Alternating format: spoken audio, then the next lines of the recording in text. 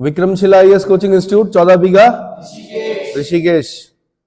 भारतीय संविधान और राज्य व्यवस्था कर रहे थे हम लोग, उसमें राष्ट्रपति कर रहे थे, भाग 5 में थे। आज राष्ट्रपति की शक्तियां करनी है। क्या करनी है? Power of the president. ठीक है, आर्टिकल पहले करा चुका हूं मैं सारे, उन आर्टिकल को फिर दोबारा आपने बेर एक्ट में देखना है। इसमें बेर एक्ट में उन आर्टिकल्स को फिर दोबारा क्या करना है? रिवाइज करना है, बेर एक्ट के हिसाब से यानी कॉन्स्टिट्यूशन के हिसाब से चलना है। तो राष्ट्रपति की शक्तियों में सबसे पहले अलग अलग भागों में बांट देते हैं राष्ट्रपति की शक्तियों को। पहली हो गई कार्यपालिका शक्ति यानी एग्जीक्यूटिव पावर, कार्यपालिका शक्ति। दूसरी हो गई विधायी शक्ति यानी लेजिस्लेटिव पावर। तीसरी हो गई न्यायिक शक्ति यानी जुडिशियल पावर। चौथी हो गई वित्तीय शक्ति यानी फाइनेंशियल पावर्स। और सैन्य शक्ति 5वें नंबर पे सैन्य शक्ति, 6ठे नंबर पर राजनयिक शक्तियां और 7वें नंबर पे आपातकालीन शक्तियां। 7वें नंबर पे क्या?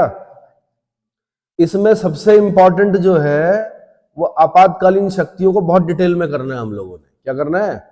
मैं क्या करूंगा कि आपातकालीन शक्तियों को उसके किस पार्ट के साथ, किस पार्ट में आपातकालीन शक्तियां 18 में है, उस 18 को भी मैं यहीं पर क्या करूंगा? राष्ट्रपति के साथ ही बता दूंगा। ठीक है, चलिए जी। तो संविधान द्वारा राष्ट्रपति को व्यापक शक्तियां प्रदान की गई है। राष्ट्रपति की शक्तियां मैंने बता दी कि किस किस भागों में विभाजित करनी है। सबसे पहले कार्यपालिका शक्ति पढ़ रहे हैं हम लोग। ठीक है, एग्जीक्यूटिव पावर्स बोलते हैं कार्यपालिका शक्ति। पहले किसी जमाने में बहुत बड़े क्वेश्चंस होते थे, ज्यादा लिखना होता था, वर्ड लिमिट्स नहीं होती थी। ठीक, तो क्या होता था कि सीधे बोलता था वो क्वेश्चन में कि राष्ट्रपति की शक्तियां बताइए, तो 4 पेज 5 पेज 6 पेज 7 पेज भर रहे हैं, क्योंकि 8 क्वेश्चन होते थे, उसमें से 5 करने होते थे। ठीक, लेकिन अब वैसा नहीं है, वर्ड लिमिट्स होती हैं। ठीक है, तो आपने कैसे कैसे करना? पीसीएस के लिए आपने क्या करना है? 20 शब्द, 50 शब्द, 125 शब्द और 250 शब्द। ऐसे आईएएस के लिए भी आपने क्या करना है? 150 शब्द, है ना? थोड़ा और बड़ा करके वो क्या करना है? आपने लिखना है। कार्यपालिका शक्ति आर्टिकल 53 में जाएंगे सबसे पहले। आर्टिकल 53 के अनुसार संघ की कार्यपालिका शक्ति राष्ट्रपति में निहित होती है। ये लिखा हुआ है। एग्जीक्यूटिव पावर के जो एग्जीक्यूटिव हेड होता है संघ का, वो कौन होता है? राष्ट्रपति होता है। तो हम बोल सकते हैं कि संघ की कार्यपालिका शक्ति राष्ट्रपति में निहित होगी और वह इसका प्रयोग संविधान के अनुसार स्वयं या अपने अधीनस्थ प्राधिकारियों के माध्यम से करेगा। मैंने आपको बता दिया था कि अधीनस्थ प्राधिकारी कौन होते हैं, है ना? मंत्री परिषद। मंत्री परिषद को काउंसिल ऑफ मिनिस्टर्स बोलते हैं। मंत्री परिषद में 3 तरह के मंत्री होते हैं। एक होते हैं कैबिनेट मिनिस्टर्स, क्या बोलते हैं? हिंदी में कबीना मंत्री लिखा होता है। क्या लिखा होता है? कबीना मंत्री या कैबिनेट मिनिस्टर्स। दूसरे होते हैं राज्य मंत्री, तीसरे होते हैं उपमंत्री। मंत्री परिषद का आकार बड़ा होता है, मंत्रिमंडल का आकार छोटा होता है। कैबिनेट मिनिस्टर से मिलकर मंत्रिमंडल बनता है। जिसमें सिर्फ कैबिनेट मिनिस्टर हो उसको क्या बोलते हैं? मिलाकर मंत्रिमंडल। क्या बोलते हैं? मंत्रिमंडल। ठीक है, तो अधीनस्थ प्राधिकारियों का तात्पर्य केंद्रीय मंत्रिमंडल से है। तो मैंने कहा मंत्री परिषद का आकार बड़ा होता है, लेकिन जितने भी डिसीजन होते हैं, जितनी भी गुप्त बैठकें होती हैं, जो भी करना होता है पॉलिसी, वो हमेशा मंत्रिमंडल की बैठक में होता है। किसमें होता है? और मंत्रिमंडल में कौन है मैंने बता दिया आपको? Cabinet ministers. कैबिनेट मिनिस्टर्स क्या होते हैं? जैसे भाई गृह मंत्री हो गए, जैसे क्या हो गए? वित्त मंत्री हो गए, जैसे रक्षा मंत्री हो गए, जैसे मतलब जितने मंत्रालय आप पढ़ेंगे ना, उनके जो हेड हैं उनको क्या बोलते हैं? Cabinet ministers. तो जब वो अपने अधीनस्थ प्राधिकारियों के माध्यम से करेगा, ऐसा बोल रहा है, तो अधीनस्थ प्राधिकारियों का मतलब है केंद्रीय मंत्रिमंडल। क्या है? केंद्रीय मंत्रिमंडल, जिस पर की सहमति मंत्री परिषद की भी होती है। ठीक है, चलो जी। आर्टिकल 77 के अनुसार भारत सरकार के समस्त कार्यपालिकीय कृत्य राष्ट्रपति के नाम से किए जाते हैं तथा सरकार के सभी निर्णय उसके निर्णय माने जाते हैं। मैंने आपको बताया था आर्टिकल 77 में जब हम कर रहे थे, बैरेक्ट से कर रहे थे, तो वहां पर साफ साफ लिखा हुआ था कि क्या? भारत सरकार के समस्त कार्यपालिकीय कृत्य किसके नाम से किए जाएंगे?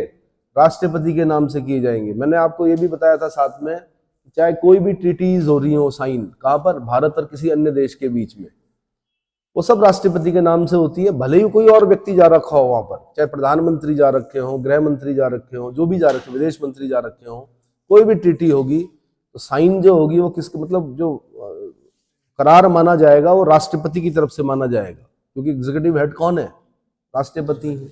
इतना समझ में आ गया, ठीक है।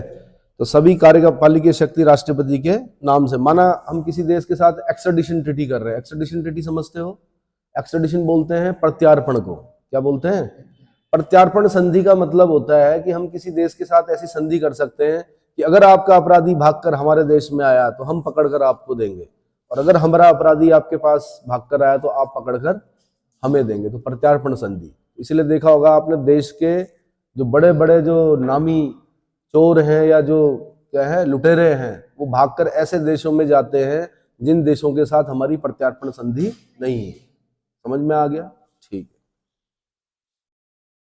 तो आर्टिकल 77 याद रखना आपने, भारत सरकार के समस्त कार्यपालिकी कृत्य राष्ट्रपति के नाम से किए जाते हैं, सरकार के सभी निर्णय उसके निर्णय माने जाते हैं।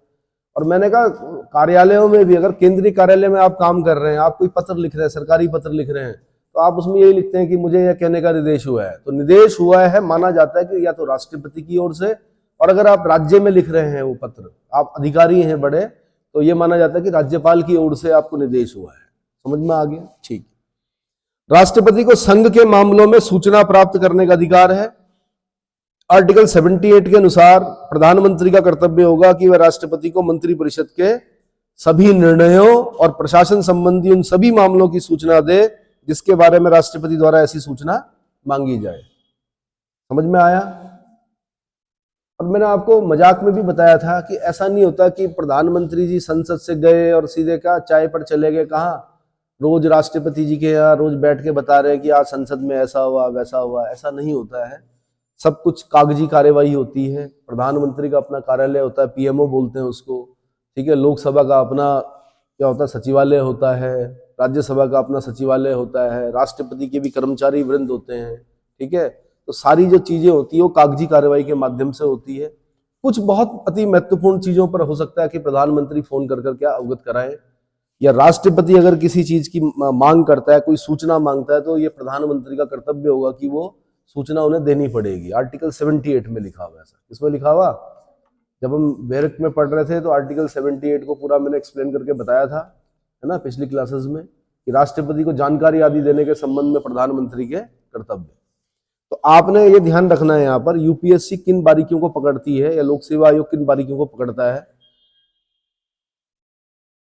मंत्री परिषद के सभी निर्णयों, इसको पकड़ना है, मंत्री परिषद के सभी निर्णयों और प्रशासन संबंधी उन सभी मामलों की सूचना देगा प्रधानमंत्री राष्ट्रपति को जिसके बारे में राष्ट्रपति द्वारा ऐसी सूचना मांगी जाए। आईएएस में 1994 में बन चुका है क्वेश्चन। ये मत सोचना कि आप लोगों के लिए टफ है, यूपीएससी हमेशा से टफ था, ठीक है। पहले संसाधन कम थे, अब ज्यादा है, ठीक। तो धीरे धीरे क्या हो रहा है, लेवल बढ़ता जा रहा है उसका। अगला आर्टिकल 74(1) के तहत राष्ट्रपति अपनी कार्यपालिका शक्ति का प्रयोग में सलाह देने के लिए मंत्री परिषद का गठन करता है जिसका प्रधानमंत्री होता है। तो ये भी बताया था मैंने कि प्रधानमंत्री शब्द जब हम पहली बार पढ़ते हैं कॉन्स्टिट्यूशन में, वो कहां पर पढ़ते हैं, आर्टिकल 74(1) में। कहां पर पढ़ते हैं, आर्टिकल 74(1) में लिखा हुआ कि राष्ट्रपति अपनी कार्यपालिका शक्ति के प्रयोग में सलाह देने के लिए मंत्री परिषद का क्या करता है, गठन करता है। या अगर कॉन्स्टिट्यूशन की भाषा में मैं बोलूं, आर्टिकल 74 में लिखा है कि राष्ट्रपति को सहायता और सलाह देने के लिए एक मंत्री परिषद होगी जिसका प्रधान कौन होगा, प्रधानमंत्री होगा, है ना, इस संविधान के उपबंधों के अधीन रहते हुए, ठीक है। नहीं, हाँ, राष्ट्रपति को सहायता और सलाह देने के लिए एक मंत्री परिषद होगी जिसका प्रधान कौन होगा, प्रधानमंत्री होगा, और राष्ट्रपति अपने कृत्यों के प्रयोग करने में ऐसी सलाह के अनुसार कार्य करेगा। ये बताया था मैंने, ठीक है। तो आर्टिकल 74(1) को ध्यान रखना है आपने। क्या रखना है, आर्टिकल 74(1), राष्ट्रपति अपनी कार्यपालिका शक्ति के प्रयोग में सलाह देने के लिए मंत्री परिषद का गठन करता है जिसका प्रमुख प्रधानमंत्री होता है, ठीक है। वह भारत के प्रधानमंत्री सहित संघ के अन्य प्रमुखों की भी नियुक्ति करता है, इसकी प्रमुख अधिकारियों की भी नियुक्ति करता है। प्रधानमंत्री नियुक्त होता है। एक बार यूपीएससी ने सिर्फ इतना क्वेश्चन पूछा, अधिकतर लोग लिख के आगे निर्वाचित होता है as a member of Lok Sabha निर्वाचित होता है, as a member of Rajya Sabha निर्वाचित होता है। लेकिन जब प्रधानमंत्री बनता है तो राष्ट्रपति उसको क्या करता है, नियुक्त करता है। प्रधानमंत्री क्या होता है, नियुक्त होता है। क्या होता है, कौन करता है, राष्ट्रपति करता है। अन्य मंत्री जो होते हैं वो भी नियुक्त होते हैं। बोल रहा है ना, मंत्री परिषद का गठन करेगा। इसका मतलब मंत्री, आपने सुना भी होगा कि जब इलेक्शन होते हैं, नई सरकार गठित होती है तो उनका एक प्रधानमंत्री होता है। प्रधानमंत्री मंत्री को शपथ दिलाता है, कौन, राष्ट्रपति। एक तरह से नियुक्त करता है। क्या करता है, साथ में बता रखा भाई कि प्रधानमंत्री सहित संघ के अन्य प्रमुख राष्ट्रपति क्या करता है, भारत के प्रधानमंत्री सहित संघ के अन्य प्रमुख अधिकारियों की भी नियुक्ति करता है। तो जैसे पहला हो गया संघ के मंत्रियों की, किसकी, संघ के मंत्रियों की, है ना, संघ के मंत्रियों की। दूसरा, संघ समझ रहे हो, यूनियन। केंद्र में जितने भी मंत्री होते हैं, चाहे वो गृह मंत्री हो, रक्षा मंत्री हो, विदेश मंत्री हो, वित्त मंत्री हो, कोयला खनन मंत्री हो, जितने भी मंत्री होंगे उन सबकी नियुक्ति कौन करेगा, राष्ट्रपति करेगा। दूसरा, राज्य के राज्यपालों की। दूसरा, राज्य के, अब इनके आर्टिकल याद करने हैं आपने भाई, क्या, राज्य के राज्यपालों की। तो आपको भाग 6 में जाना पड़ेगा। कहां जाना पड़ेगा, भाग 6 में। प्रत्येक राज्य का एक राज्यपाल होगा, परंतु 2 या 2 से अधिक राज्यों का एक ही राज्यपाल क्या नियुक्त किया जा सकता है। और नियुक्ति संबंधी जो प्रावधान है वो क्या है, नियुक्ति संबंधी प्रावधान किस आर्टिकल में दे रखा, आर्टिकल 155 में दे रखा। तो आपको अपनी बुक में लिखना है कि आर्टिकल 155 कहता है कि राज्य के राज्यपाल को राष्ट्रपति अपने हस्ताक्षर और मुद्रा सहित लेख द्वारा क्या करेगा, नियुक्त करेगा। क्या करेगा, नियुक्त करेगा। लिखिए आर्टिकल 155, वहां पर लिखिए, राज्य के राज्यपालों की नियुक्ति राष्ट्रपति द्वारा की जाती है। कहां लिखा हुआ, आर्टिकल 155 में लिखा हुआ है। ठीक है, ऐसे ही ढूंढिए जो पहला बताया मैंने, संघ के मंत्रियों की नियुक्ति कौन करता है, राष्ट्रपति करता है। ये कहां पर लिखा हुआ, ये लिखा हुआ आर्टिकल 75 में। कहां पे लिखा हुआ, 75 के 1 में लिखा हुआ है। कैसे, 75 के 1 में लिखा हुआ कि प्रधानमंत्री की नियुक्ति राष्ट्रपति करेगा और अन्य मंत्री की नियुक्ति राष्ट्रपति प्रधानमंत्री की सलाह पर करेगा। इसका मतलब नियुक्ति संबंधी प्रावधान कहां लिखा हुआ, 75 के 1 में लिखा हुआ। ऐसे ही राज्य के राज्यपालों की नियुक्ति का प्रावधान कहां लिखा हुआ, 155 में लिखा हुआ।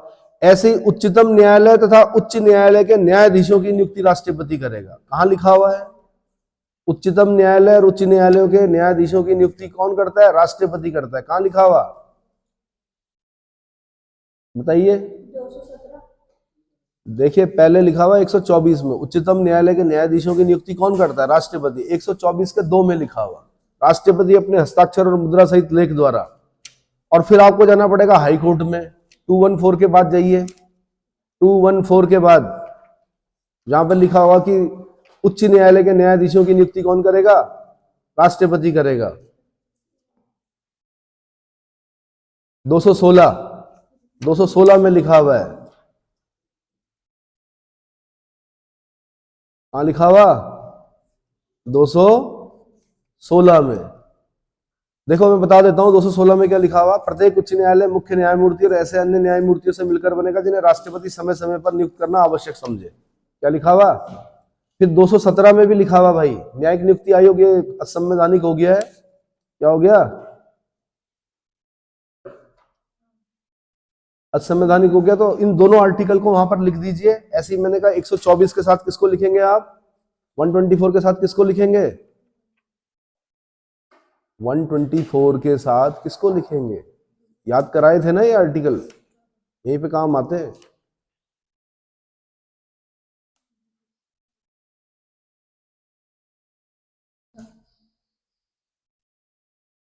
ठीक है, उसके बाद भारत के नियंत्रक महालेखा परीक्षक, पहले उससे पहले भारत का महान्यायवादी। भारत का महान्यायवादी आपको कहां मिलेगा, आर्टिकल 76 में मिलेगा। जाइए आर्टिकल 76 में, पलटिए बेर एक्ट को। राष्ट्रपति उच्चतम न्यायालय का न्यायाधीश नियुक्त होने की अर्हता रखने वाले किसी व्यक्ति को भारत का महान्यायवादी नियुक्त करेगा। अटॉर्नी जनरल की नियुक्ति कौन करता है, राष्ट्रपति करता है। अटॉर्नी जनरल की नियुक्ति कौन करता है भाई, राष्ट्रपति करता है। और किस व्यक्ति की करता है, तो साफ साफ लिखा हुआ उच्चतम न्यायालय का न्यायाधीश होने की योग्यता जिसके अंदर हो वही व्यक्ति क्या बनेगा, महान्यायवादी बनेगा, अटॉर्नी जनरल बनेगा। और ये भारत सरकार का प्रथम विधिक अधिकारी होता है। क्या होता है? भारत सरकार का प्रथम विधिक अधिकारी होता है। कौन है इस समय भारत के महान्यायवादी? भारत के महान्यायवादी पूछा है मैंने, चीफ जस्टिस ऑफ इंडिया नहीं पूछा। दुर्वासा के क्रोध को मत करो फिर। हाँ, मैंने कहा भारत के महान्यायवादी कौन है इस समय वर्तमान में?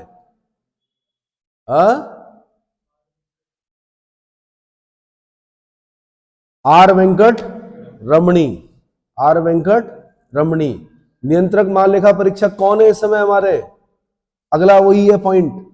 जैसे मैंने बोला आपको कि भारत के महान्यायवादी की नियुक्ति कौन करेगा? राष्ट्रपति करेगा। ऐसे ही भारत के नियंत्रक महालेखा परीक्षक की नियुक्ति कौन करता है?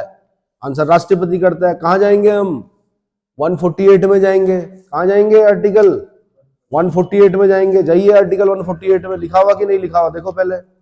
भारत का नियंत्रक महालेखा परीक्षक, भारत का एक नियंत्रक महालेखा परीक्षक होगा जिसे राष्ट्रपति अपने हस्ताक्षर और मुद्रा सहित लेख द्वारा क्या करेगा? नियुक्त करेगा। क्या करेगा? गिरीश चंद्र मुर्मू। तो नियंत्रक महालेखा परीक्षक कौन है? गिरीश चंद्र मुर्मू है। ठीक है।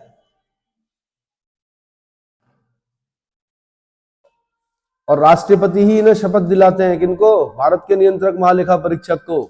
इसमें स्पेशल क्वेश्चन बना था यूपीएससी में कि नियंत्रक महालेखा परीक्षक की जो शपथ होती है वो कैसी होती है?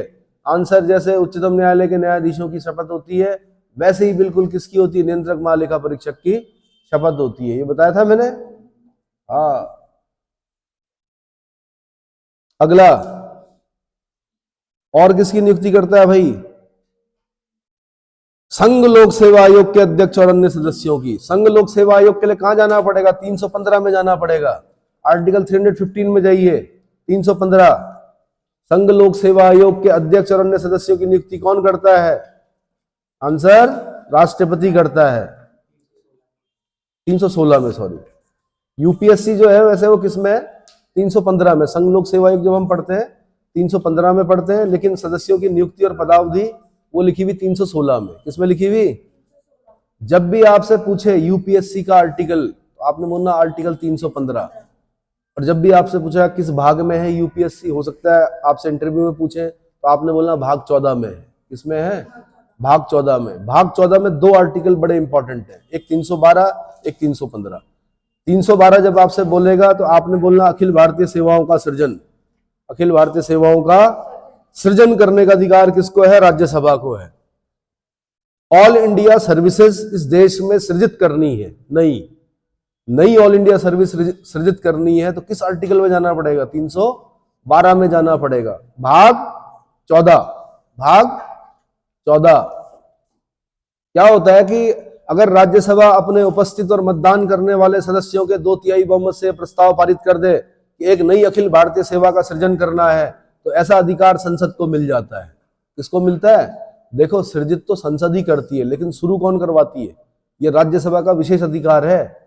जब आप राज्यसभा का विशेष अधिकार पढ़ेंगे तो उसमें दो आर्टिकल पढ़ने हैं आपने, एक आर्टिकल 249 और एक आर्टिकल 312। तो 312 में लिखा हुआ कि अगर राज्यसभा अपने उपस्थित और मतदान करने वाले सदस्यों के 2/3 बहुमत से प्रस्ताव पारित कर दे कि देश में एक नई अखिल भारतीय सेवा का सृजन करना है तो वो ये अधिकार किसको दिला सकती है? संसद को दिला सकती है। दूसरा मैंने बोला 315, संघ लोक सेवा आयोग, यूपीएससी, जिसको क्या बोलते हैं? यूनियन पब्लिक सर्विस कमीशन, जिससे परेशान है आप लोग, है ना? धौलपुर हाउस, नई दिल्ली। दूसरा राज्य लोक सेवा आयोग का आर्टिकल भी यही है। कौन सा? 315। जैसे आपका गुरुकुल कांगड़ी, उत्तराखंड लोक सेवा आयोग गुरुकुल कांगड़ी, ये भी उसका आर्टिकल भी क्या? 315 है।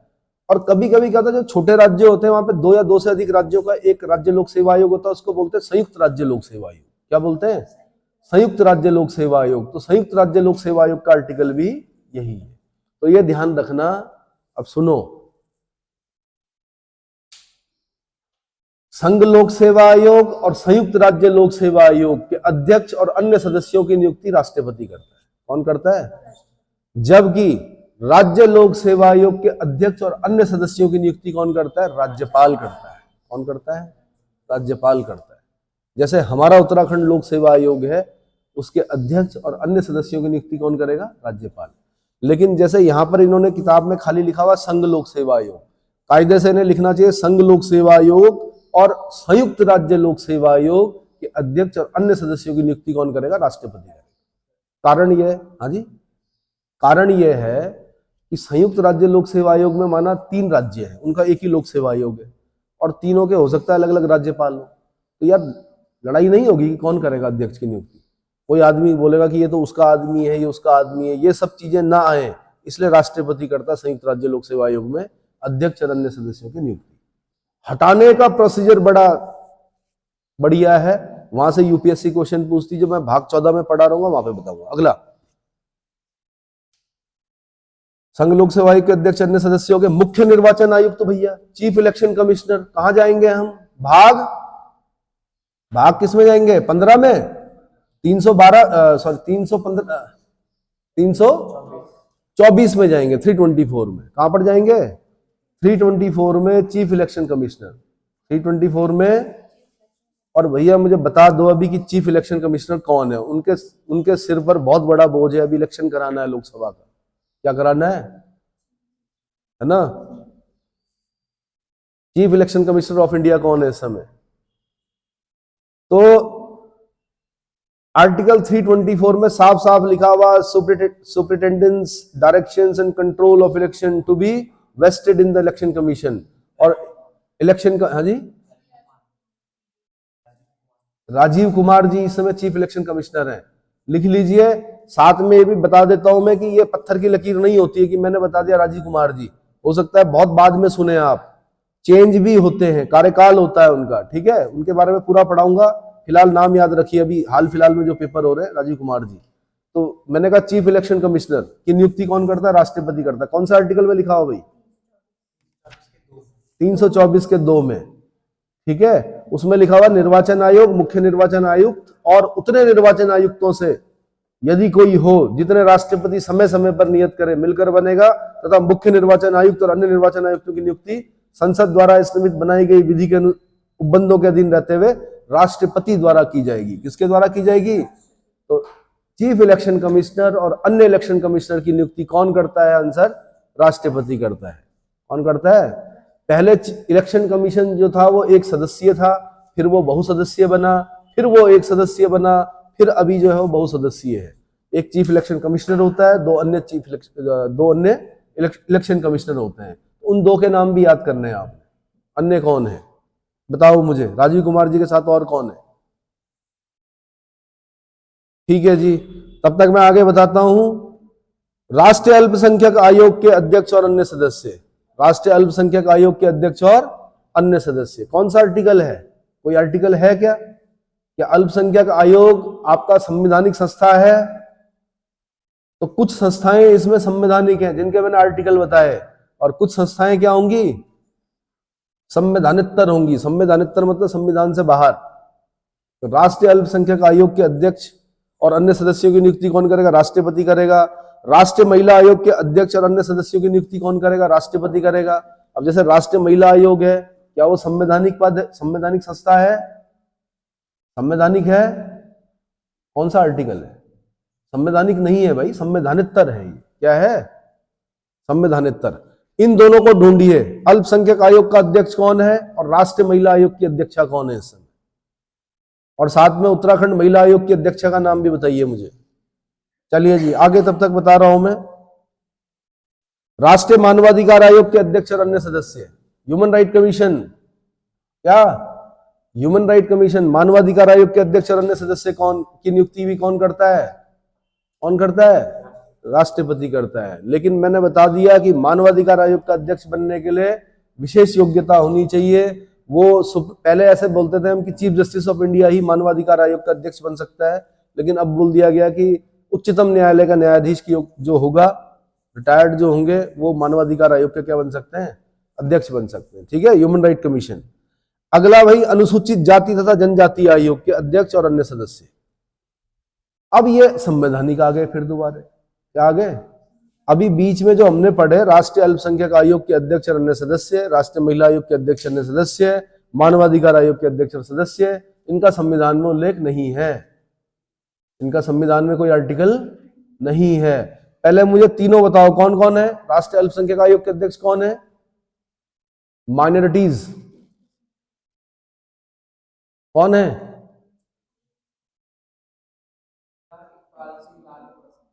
सरदार इकबाल सिंह लालपुरा, लालपुरा जी हैं, इकबाल सिंह लालपुरा जी, ठीक है। राष्ट्रीय महिला आयोग की अध्यक्षा कौन है? रेखा शर्मा जी हैं, ठीक है। उत्तराखंड महिला आयोग की अध्यक्षा कौन है? कुसुम कंडवाल जी हैं, ठीक है। और आपके मानवाधिकार आयोग के अध्यक्ष कौन है इस समय? हाँ जी, जस्टिस अरुण कुमार मिश्रा जी। कौन है?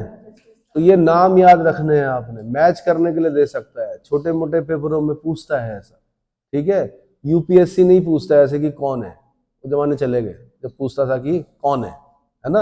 अब तो बारीकियां पूछेगा कि संघ लोक सेवा आयोग के अध्यक्ष और अन्य या राज्य लोक सेवा आयोग के अध्यक्ष को हटाने के लिए क्या प्रोसीजर है, उस प्रोसीजर के अंदर से क्वेश्चन पूछेगा यूपीएससी, ठीक है। फिलहाल आगे बढ़ रहा हूं मैं। अनुसूचित जाति और अनुसूचित जनजाति आयोग के अध्यक्ष और अन्य सदस्य। देखो भाई, पहले एक ही था ये 338 और 338 ए 338 बी, 3 आर्टिकल एक साथ पढ़ने होते हैं हमें। कौन कौन से? 338, 338 ए और 338 बी। तो मैं बता दूं कि 338 में अनुसूचित जाति आयोग होगा, 338 ए में अनुसूचित जनजाति आयोग होगा, और 338 बी में शायद अन्य पिछड़ा वर्ग आयोग नया डाला है, हाँ। 338 बी में अन्य पिछड़ा वर्ग आयोग होगा, हाँ, राष्ट्रीय पिछड़ा, वही बैकवर्ड क्लासेस जो होती है, ठीक है। तो आपने ये आर्टिकल जरूर याद रखने, कौन कौन से? 338, 338 ए और 338 बी, याद रहेगा। पेपर तक याद रख लेना भाई, बाकी जब जॉब लग जाए उसके बाद का नहीं बोल रहा हूं मैं, पर पेपर से पहले पहले, हाँ, राष्ट्रीय पिछड़ा वर्ग आयोग। और मैं ये भी बता दूं, ये नया जुड़ा है राष्ट्रीय पिछड़ा वर्ग आयोग, ये पहले नहीं था। इसको संविधान संशोधन द्वारा 102वां संविधान संशोधन जो है, कौन सा? 102 नंबर का जो संविधान संशोधन है, जो कि 2018 में हुआ, ज्यादा पुरानी बात नहीं है। तब ये 338 ख जोड़ा गया इसमें और लिखा गया राष्ट्रीय पिछड़ा वर्ग आयोग, ठीक है। और मैं ये बता दूं कि यहां पर भी कुछ ऐसा होना चाहिए कि राष्ट्रपति अपने हस्ताक्षर और मुद्रा सहित लेख द्वारा। तो किताबों में क्या कर रहे हैं कि ये लोग आगे नहीं बढ़ा रहे हैं, कोई पुराना जो लिखा हुआ है उसी को क्या कर रहे हैं, रिप्रिंट कर रहे हैं। तो आपने बोलना है अनुसूचित जाति आयोग के अध्यक्ष की नियुक्ति राष्ट्रपति करेगा, अनुसूचित जनजाति आयोग के अध्यक्ष की नियुक्ति भी कौन करेगा? राष्ट्रपति करेगा। और राष्ट्रीय पिछड़ा वर्ग आयोग के अध्यक्ष और अन्य सदस्यों की नियुक्ति भी कौन करेगा? राष्ट्रपति करेगा। तो 338, 338 ए और 338 बी, ये तीनों याद रखना है। अनुसूचित जाति बोलते हैं शेड्यूल्ड कास्ट को, अनुसूचित जनजाति बोलते हैं शेड्यूल्ड ट्राइब को। किसको बोलते हैं? और अगर मैं इनका आर्टिकल पूछूं कि शेड्यूल्ड कास्ट और शेड्यूल्ड ट्राइब का आर्टिकल कहां है, तब कहां जाओगे आप? तब कहां जाओगे भाई? तब जाना पड़ेगा आपको कहां? अनुसूचित जातियां 341 में मिलेगा आपको। कहां मिलेगा? 341 में। और अनुसूचित जनजातियां 342 में। और एक बड़ी समस्या आती है आपके फॉर्म भरने में, आप बोलते हैं जी हम ओबीसी हैं। ओबीसी का आता है बड़ा प्रॉब्लम। एक होता है स्टेट का सर्टिफिकेट, एक होता है देश का, मतलब पूरे देश की जो सेवाएं हैं उसमें आप अपना ओबीसी लगा सकते हो। एक जो क्षेत्र होता है वो खाली राज्य के लिए तो ओबीसी है पर देश के लिए ओबीसी नहीं है, ये पता है ना। तो ये पता कर लेना फॉर्म भरने से पहले, कहीं ऐसा ना हो कि आप ओबीसी सिर्फ स्टेट के हैं और क्या आईएएस के फॉर्म में भर रहे हैं कि हम ओबीसी है। नहीं, मान्य नहीं होगा। मान्य तभी होगा कि जब उस पर सेंटर वाला जब बना हुआ होगा आपका सर्टिफिकेट। ये समझ में आ गया? तो जनजातियों की डेफिनेशन अगर आपको पढ़नी है, आपने अनुसूचित जातियां कहां पढ़नी है भाई? 41 में। कौन कौन करता है? शेड्यूल्ड कौन करता है? राष्ट्रपति करता है। कौन करता है? ये बाद में पढ़ेंगे वरना लंबा हो जाएगा चैप्टर। अनुसूचित जनजातियां भी पहला शब्द जो है राष्ट्रपति, फिर काफी नियमों का पालन करना पड़ता है, तब जाके क्या होती है? शेड्यूल्ड होती है वो जनजातियां। ऐसे ही सामाजिक और शैक्षणिक पिछड़ा वर्ग, वो 342 क जोड़ा गया है। कौन सा जोड़ा गया है? 342 क। और आपको बता दूं 102वां संविधान संशोधन है। कौन सा है और कब हुआ भाई? 2000 18 में हुआ, जिसको ईडब्ल्यूएस बोलते हैं आप, है economic weaker section. Economic weaker section का आर्टिकल क्या 342 क है। क्या होता है पढ़िए, इसमें पूरा मैं डिटेल में बताऊंगा आगे चलकर जब यहां पर पहुंचेंगे, ठीक है। सुनते रहिए, बस क्लास रोज आना है आपने, पूरा संविधान याद होगा। और किसकी नियुक्ति करता है भाई राष्ट्रपति? हाँ जी, संघ राज्य क्षेत्र के राज्यपालों तथा प्रशासकों तथा मुख्यमंत्री की। किसकी? ध्यान रखना, हमारे राज्य के मुख्यमंत्री को शपथ कौन दिलाते हैं? राज्यपाल दिलाते हैं। लेकिन दिल्ली के मुख्यमंत्री को नियुक्ति कौन करेगा? राष्ट्रपति करेगा। दिल्ली के मुख्यमंत्री की नियुक्ति, तो यहां पे साफ साफ लिखा हुआ भाई, संघ राज्य क्षेत्रों के राज्यपाल तथा प्रशासक या मुख्यमंत्री। दिल्ली पुदुचेरी, पुदुचेरी के मुख्यमंत्री की नियुक्ति भी कौन करेगा? राष्ट्रपति करेगा। कौन करेगा? दिल्ली और पुदुचेरी दोनों की नियुक्ति कौन करता है? राष्ट्रपति करता है। ये अलग से याद कर लो। कहां पढ़ेंगे? किस आर्टिकल में पढ़ेंगे? नहीं, भाग में जाओ पहले। कौन से भाग में जाएंगे? भाग 8 में जाना पड़ेगा हमें। भाग 8 में क्या है? यूनियन टेरिटरीज है। भाग 8 में क्या है? Union territories. आर्टिकल क्या है? 239। बार बार खोलिए किताबों को, जैसे मोबाइल पे खोलते हैं ना बार बार, वैसे किताबों को खोलना सीखिए, भला होगा, अधिकारी बनेंगे, पावर्स मिलेंगी, ठीक है, समाज सेवा करने का मौका मिलेगा। आर्टिकल बताइए, क्या बताया आपने? 239 में क्या लिखा हुआ है? संघ राज्य क्षेत्रों का प्रशासन। क्या क्या लिखा हुआ 239 में? क्या ये लिखा हुआ है कि यूनियन टेरिटरीज के, संघ राज्य क्षेत्रों के राज्यपाल या प्रशासक? लिखा हुआ है, लिखा हुआ है। भाग 6 में किसी बात के होते हुए भी राष्ट्रपति किसी राज्य के राज्यपाल को, ये तो वैसा लिखा हुआ, प्रशासक नियुक्त कर सकेगा जहां कोई राज्यपाल, ठीक है। और मुख्यमंत्री की नियुक्ति कहां पे लिखा हुआ है? किस आर्टिकल में लिखा हुआ मुख्यमंत्री की नियुक्ति?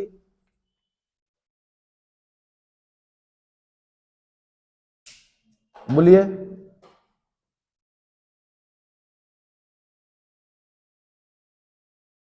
इसी में जाना अब आपने। 239 ए, 239 ए बी, इनके बीच में होगा। देखिए, पढ़िए जल्दी से, पढ़ने की आदत डालिए, विकसित कीजिए पढ़ने की आदत। काफी लंबा आर्टिकल है। मुख्यमंत्री की नियुक्ति राष्ट्रपति करेगा, अन्य मंत्रियों की नियुक्ति राष्ट्रपति मुख्यमंत्री की सलाह पर करेगा। कहां लिखा हुआ? ये लिखा हुआ 239 ए के 5वें नंबर पे लिखा हुआ। कहां पर लिखा हुआ? 239 का 5th नंबर पे लिखा है। कहां पर लिखा है? 5th नंबर पर लिखा है। लिखा है, हाँ। तो आंखें तेज कीजिए भाई, ग्रीन वेजिटेबल्स, हरी सब्जी खाइए। तो मैंने बता दिया आपको कि संघ राज्य क्षेत्रों के राज्यपाल और प्रशासक तथा मुख्यमंत्री की नियुक्ति कौन करेगा? राष्ट्रपति करेगा। कौन करेगा भाई? राष्ट्रपति। वित्त आयोग, वित्त आयोग के लिए जाना पड़ेगा आपको 280 में। जाइए 280, पलटिए, 280 पे जाइए, 280।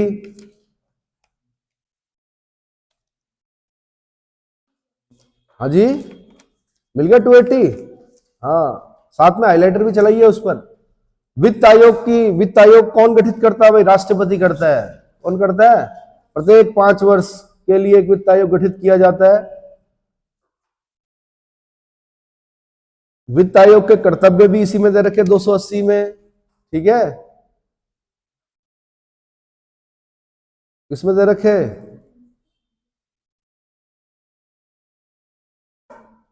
फाइनेंस कमीशन बोलते हैं इसको। क्या बोलते हैं? Finance commission.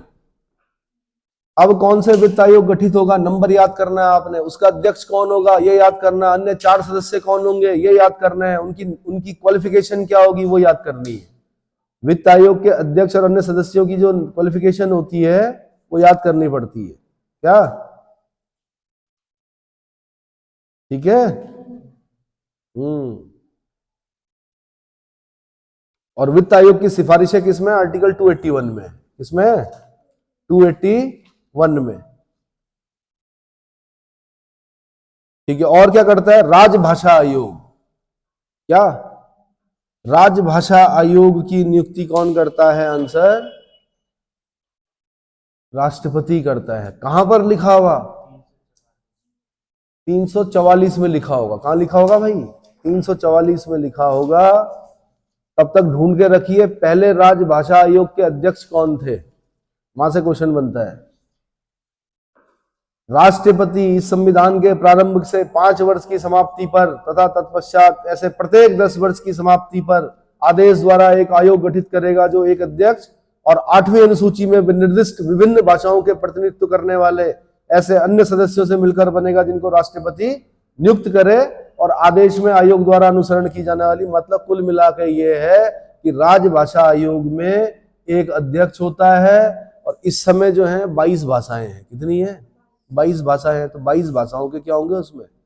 साथ में एक चीज और बोली गई है कि राष्ट्रपति इस संविधान के प्रारंभ से 5 वर्ष की समाप्ति पर 26 जनवरी 1950 को संविधान लागू हुआ, 5 वर्ष बाद पहला राजभाषा आयोग गठित होना था। ठीक है। क्या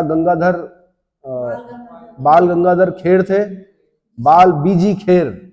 बीजी खेर अनुपम खेर के क्या रिलेटिव्स रहे होंगे, ऐसे याद करने के लिए करो। खेर तब याद रहेगा, अनुपम खेर तो याद है ना आपको, है ना? डॉक्टर डैंग कर्मा, चलो आपने नहीं देखी होगी, देखी है कर्मा, मेरा कर्मा तू। तो अनुपम खेर नहीं याद रखना है, उनसे याद रखना है कि बाल गंगाधर खेर पहले राजभाषा आयोग के क्या थे? अध्यक्ष थे। क्या खेर और खरे एक ही होते हैं? 2 कास्ट होती ना, एक होती खेर, एक होती खरे। बताइए, अलग अलग होती है शायद। एक कश्मीरी पंडित होते हैं, एक शायद खरे जो होते हैं वो महाराष्ट्रियन होते हैं, खरे महाराष्ट्रियन होते हैं।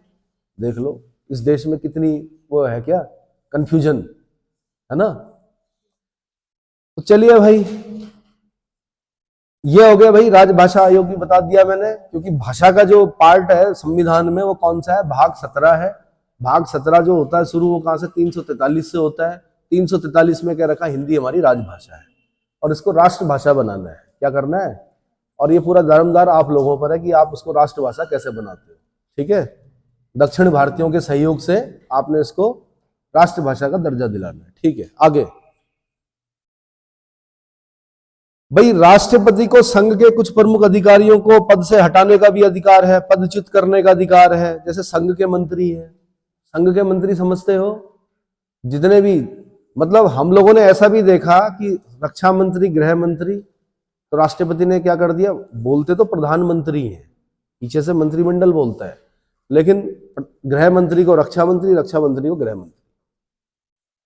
समझ में आ रहा है कि आधे टेन्योर तक तो वो रक्षा मंत्री रहे, आधे टेन्योर में क्या हो गया? गृह मंत्री बन गए। गृह मंत्री जो थे वो रक्षा मंत्री बन गए। या कोई मंत्री है तो उनको पद से हटा सकता है कौन? राष्ट्रपति। अपनी मर्जी से नहीं हटाता है। हर जगह पे हम बोलते हैं कि बिना मंत्री परिषद की सलाह के राष्ट्रपति कुछ नहीं कर सकता, है ना। तो आपने बोला संघ के मंत्री, राज्य के राज्यपालों को, राज्य के, वैसे तो राज्यपालों का पद पॉलिटिकल नहीं होता है, राजनीतिक नहीं होता है, पर अनेक बार ऐसा देखा गया है कि राज्यपालों को जब नई सरकारें गठित होती हैं, जब नई प्रकार की सरकारें आती है, तो पुरानी सरकारों के जो राज्यपाल होते हैं उनको क्या किया जाता है? क्या कर दिया जाता है? उनकी जगह पर अपने राज्यपाल क्या कर दिए जाते हैं? बिठा दिए जाते हैं। तो जो एआरसी है आपकी, मतलब प्रशासनिक सुधार आयोग ने भी अपनी रिपोर्ट में कहा है, तो सुधार करने की बात कही है। तो एआरसी तो पूरा ही पढ़ना है, नियति है आपकी। यूपीएससी अगर आप तैयारी कर रहे हैं तो एआरसी 1, एआरसी 2 पूरा पढ़ना है आपने। ठीक है, एआरसी समझ रहे हैं? प्रशासनिक सुधार आयोग, एडमिनिस्ट्रेटिव रिफॉर्म कमीशन। ठीक है, देखो जब आप यूपीएससी में आप जब जा रहे हो ना, तो 2-3 चीजें आपने वैसे भी पढ़नी है। मोबाइल पर आपने फालतू चीजें नहीं पढ़नी है। एक आपने एआरसी 1 की रिपोर्ट पढ़नी है पूरी, दूसरी आपने एआरसी 2 की रिपोर्ट पढ़नी है, और तीसरा आपने पीपल्स रिप्रेजेंटेशन एक्ट की रिपोर्ट वो पढ़ना है पूरा। एक्ट क्या है? जन प्रतिनिधित्व अधिनियम। क्या पढ़ना है? नोट कर लो, एआरसी 1, एआरसी 2 और जन प्रतिनिधित्व अधिनियम, जिसको बोलते हैं पीपल्स रिप्रेजेंटेशन एक्ट। समझ में आया? वैसे भी पढ़ना है आपने, उसको बार बार पढ़ना है, धीरे धीरे समझ में आएगा। वो काफी बड़ी होती है रिपोर्ट्स। तो ठीक है, आप लोगों की उम्र अभी 18-19 साल है, 20 साल है, तो आप पढ़ सकते हो, अभी समय है आपके पास, 1-2 साल है पेपर देने के लिए। ठीक है, ARC 1, क्या क्या बोला मैंने, ARC 1, ARC 2 और पीपल्स रिप्रेजेंटेशन एक्ट और संशोधनों सहित। ऐसा नहीं कि वो पुराना वाला पढ़ रहे हैं आप, उसमें समय समय पर क्या हुए हैं, संशोधन हुए हैं। और एक और चीज पढ़नी है आपने, कौन सी बताओ तो, 10वीं अनुसूची एंटी डिफेक्शन लॉ। क्या पढ़ना है, एंटी डिफेक्शन लॉ। इसको पूरा डिटेल में पढ़ना है, समझना है और उसको छोटा करके लिखना है आपने। उसके क्या बनाना है, नोट्स बनाने, नोट्स नहीं बोलते, फ्लो चार्ट बनाना है आपने। क्या बनाना है, एक फ्लो चार्ट बना के ही वो याद होगा, वरना नहीं होगा। ठीक है, नहीं बनेगा तो मैं बना के दे दूंगा। चलो जी आगे। तो संघ के मंत्री, राज्य के राज्यपाल, भारत के महान्यायवादी को भाई अटॉर्नी जनरल, आर्टिकल 76 में पढ़ा था हमने। अटॉर्नी जनरल कौन है हमारे, अटॉर्नी जनरल कौन है, हाँ जी, अभी थोड़ी देर पहले मैंने आपसे पूछा, R.K. वेंकट रमणी। ठीक है, R. वेंकट रमणी, ठीक है। भारत के महान्यायवादी हो गए आदि। ये राष्ट्रपति के प्रसाद पर्यंत अपना पद धारण करते हैं। अब पूछेगा आपसे, राष्ट्रपति के पद प्रसाद पर्यंत कौन पद धारण करते हैं? आंसर, संघ के मंत्री, नंबर 2 राज्यों के राज्यपाल और नंबर 3 भारत के महान्यायवादी, भारत के महान्यायवादी। ठीक है, अब आते हैं आर्टिकल 160 में। आर्टिकल 160 के तहत राष्ट्रपति आकस्मिक या असाधारण परिस्थितियों में राज्यपाल के कृत्यों के निर्वहन हेतु बंद कर सकता है। क्या कर सकता है, राज्यपाल के कृत्यों का निर्वहन कर सकता है। उत्तर प्रदेश पीसीएस ने पूछ लिया भाई 2007 में। कब पूछ लिया, 2007 में। तो आर्टिकल 160 बैरक पे जाइए, आर्टिकल 160 पे जाइए, आर्टिकल 160 को पढ़िए, पूरा डिटेल पढ़िए उसका।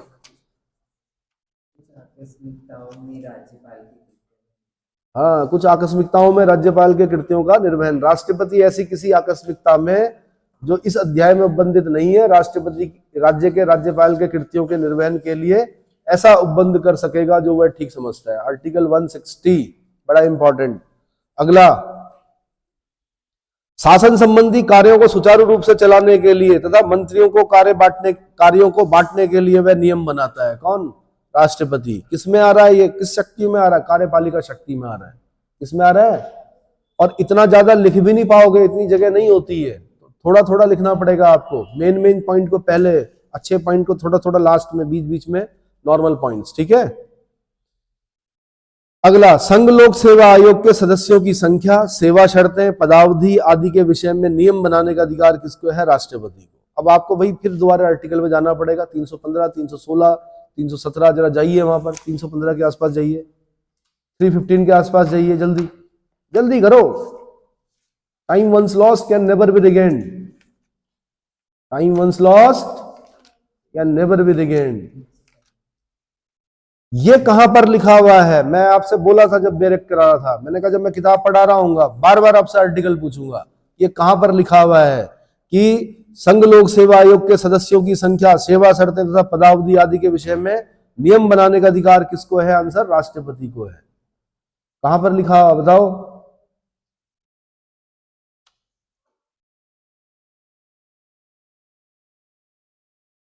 जल्दी बोलो।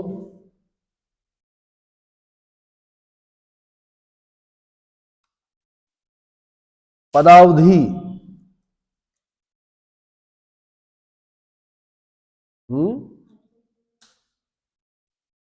आर्टिकल 31 पक्का, 318 के क में जाना जरा। आयोगों के सदस्यों की संख्या, उनकी सेवा शर्तें, उनका अवधारण कर सकेगा राष्ट्रपति।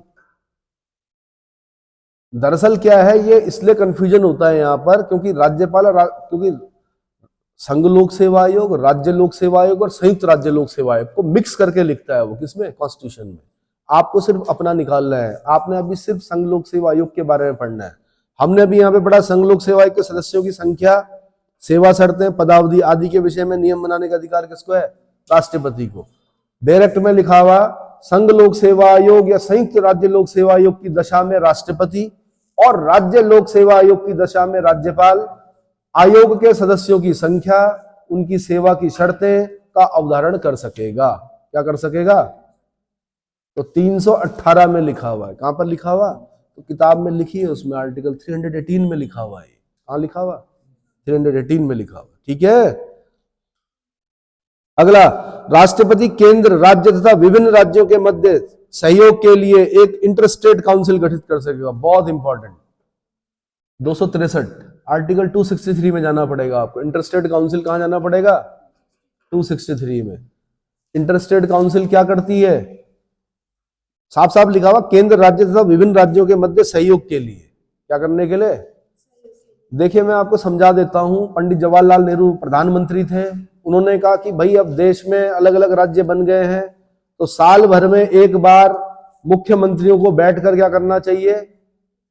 आपसी जो वाद विवाद हैं उनको सुलझाने के लिए वर्ष में एक बार बैठक बैठानी चाहिए सब मुख्यमंत्रियों को, और विकसित करनी चाहिए ये आदत कि जो विवाद है उनका निपटारा क्या हो जाए?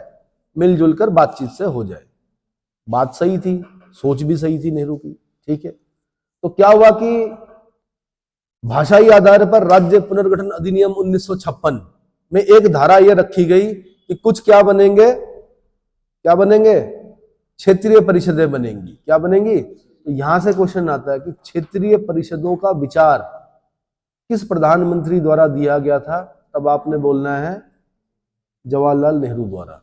क्षेत्रीय परिषद हम कहां पर पढ़ते हैं? आपने बोलना है भाषाई आधार पर राज्य पुनर्गठन अधिनियम 1956 में क्षेत्रीय परिषदों के गठन का प्रावधान किया गया। क्या किया गया? क्षेत्रीय परिषदें बनी, पहले 4 बनी, फिर 5 बनी, फिर पूर्वोत्तर परिषद अलग बनी। तो लगभग एक तरह से ये मान के चलिए 6 परिषदें क्या करती हैं? काम करती हैं। उनके मुख्यालय पढ़ने पड़ते हैं। साथ में मैंने आपको बताया था ये पढ़ना पड़ता है कि कौन सा राज्य किस क्षेत्रीय परिषद में आता है। किसमें आता है? जैसे हमारा उत्तराखंड है, उत्तर प्रदेश है, छत्तीसगढ़ है, मध्य प्रदेश है, ये मध्य क्षेत्रीय परिषद में आते हैं। किसमें आते हैं? मध्य क्षेत्रीय परिषद में आते हैं। ठीक है। तो ये अपना काम कर रही थी। कॉन्स्टिट्यूशन में आर्टिकल 263 लिखा हुआ था इंटरस्टेट काउंसिल का। लगभग काम सेम था। अंतर इतना था कि वो नेहरू की सोच थी, ये संवैधानिक क्या थी? संस्था होनी चाहिए थी। 263 में उल्लेख होने के बाद भी कई सालों तक इंटरस्टेट काउंसिल नहीं बनी। क्यों नहीं बनी भाई? कहा कि वो क्षेत्रीय परिषद रीजनल काउंसिल्स काम कर रही हैं, इंटरस्टेट काउंसिल की जरूरत क्या है? समझ में आ गया। देश आजाद हो गया 47 में, संविधान लागू हो गया 26 जनवरी 1950 को। 50 से करते करते 60 भी आ गया, 70 भी आ गया, 80 भी आ गया, 90 तक आ गया। 40 साल बीत गए, लेकिन नेहरू जी की जो सोच थी उसको क्या नहीं कर पाए? कोई भी सरकार हिला नहीं पाई। उन्होंने कहा क्षेत्रीय परिषदें काम कर रही है, इंटरस्टेट काउंसिल की क्या जरूरत है? लेकिन क्या हुआ कि 1989 और 90 के आसपास शायद विश्वनाथ प्रताप सिंह थे, कौन थे, उनके समय में इंटरस्टेट काउंसिल बनी। क्या बनी? तो जब भी आपसे पूछेगा इंटरस्टेट काउंसिल का आर्टिकल, तो इसको अभी याद कर लो भाई, 263। क्या? 263। और एक चीज और बता देता हूं, एक आर्टिकल और याद करा देता हूं यहां पर। क्या? ये इसने गलत लिखा हुआ अभी। इंटरस्टेट काउंसिल देखो जरा, 263 नहीं है।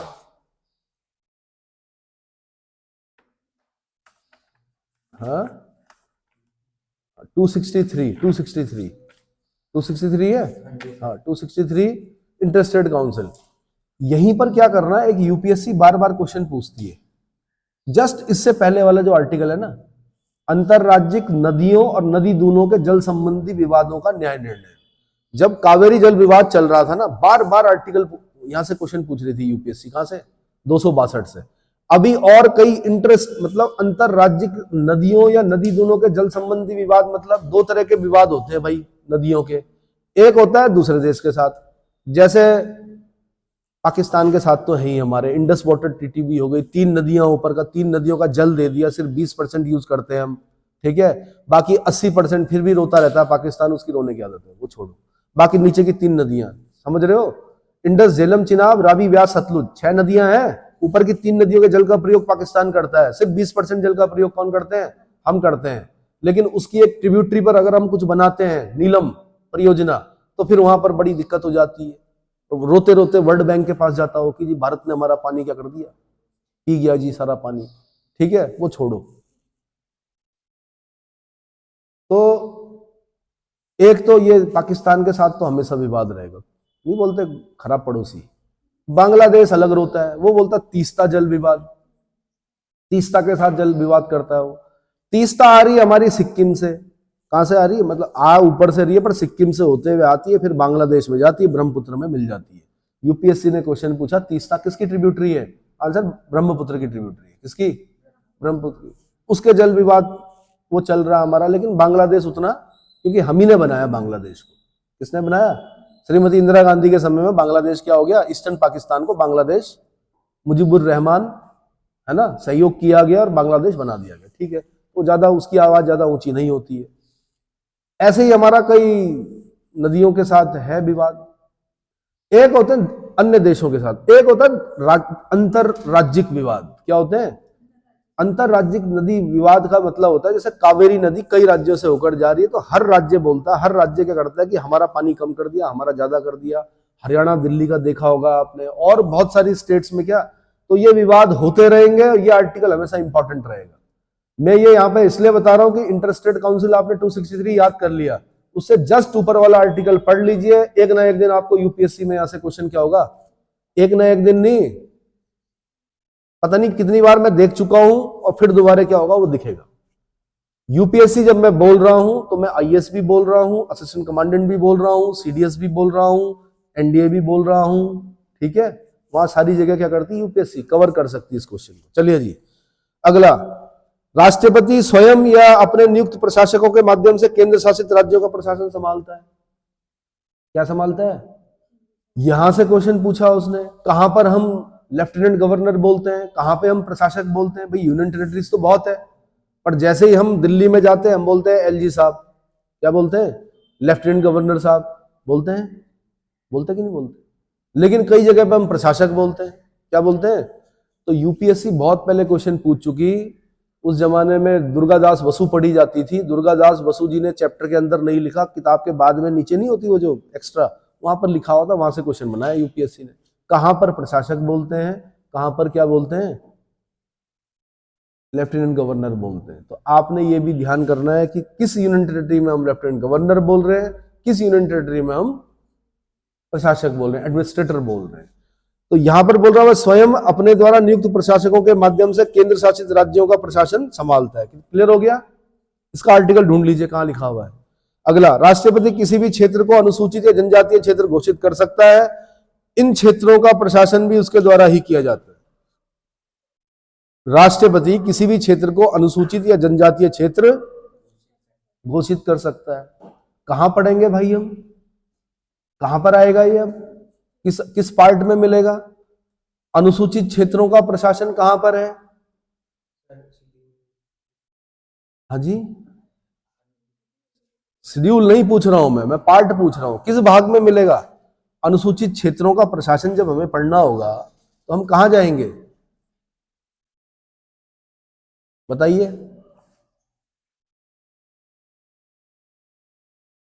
हाँ जी, भाग नहीं, देखो भाई 5 तक आपने पढ़ लिया, 6 आपको पता है राज्य है, 7 गायब है, 8 आपने यूनियन टेरिटरीज पढ़ लिया, 9 आपने पंचायत पढ़ लिया, नगर पालिका पढ़ लिया, कोऑपरेटिव पढ़ लिया, 10 में क्या पढ़ा आपने। हाँ जी, अनुसूचित और उसका आर्टिकल बताइए मुझे। 244 में पढ़िए क्या लिखा हुआ। हाँ, तो ऐसे निकाले जाते हैं ना आंसर। 244 बताइए क्या लिखा हुआ।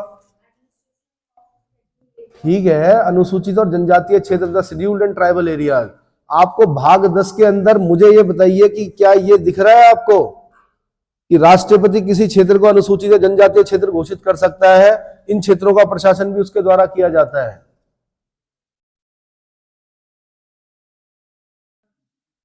क्या लिखा हुआ,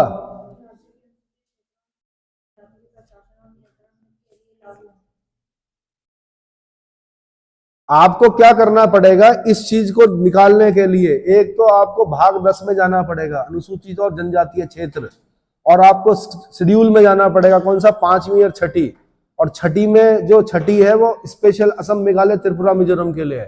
किसके लिए है, असम, मेघालय, त्रिपुरा, मिजोरम। इसलिए जब आर्टिकल 244 पढ़ेगा वो तो उसमें बोलेगा कि 5वीं अनुसूची के उपबंध असम, मेघालय, त्रिपुरा, मिजोरम राज्यों से भिन्न। किससे भिन्न? ठीक है, किसी राज्य के अनुसूचित क्षेत्रों, अनुसूचित जनजातियों के प्रशासन और नियंत्रण के लिए लागू होंगे। ठीक है, तो मैंने आपसे ये पूछा कि कहीं पर ऐसा लिखा हुआ है इन आर्टिकल्स में कि राष्ट्रपति ऐसा करता है? तो देखो भाई, यहां पर तो राष्ट्रपति किसी भी क्षेत्र को अनुसूचित या जनजातीय क्षेत्र घोषित कर सकेगा। इन क्षेत्रों का प्रशासन भी उसके द्वारा ही किया जाएगा। तो यहीं कहीं आपने इसके अगल बगल जाना है। मैं अगला लाइन पढ़ रहा हूं, राष्ट्रीय अनुसूचित जाति, अनुसूचित जनजाति तथा अन्य पिछड़े वर्गों के लिए आयोग की नियुक्ति कर सकेगा।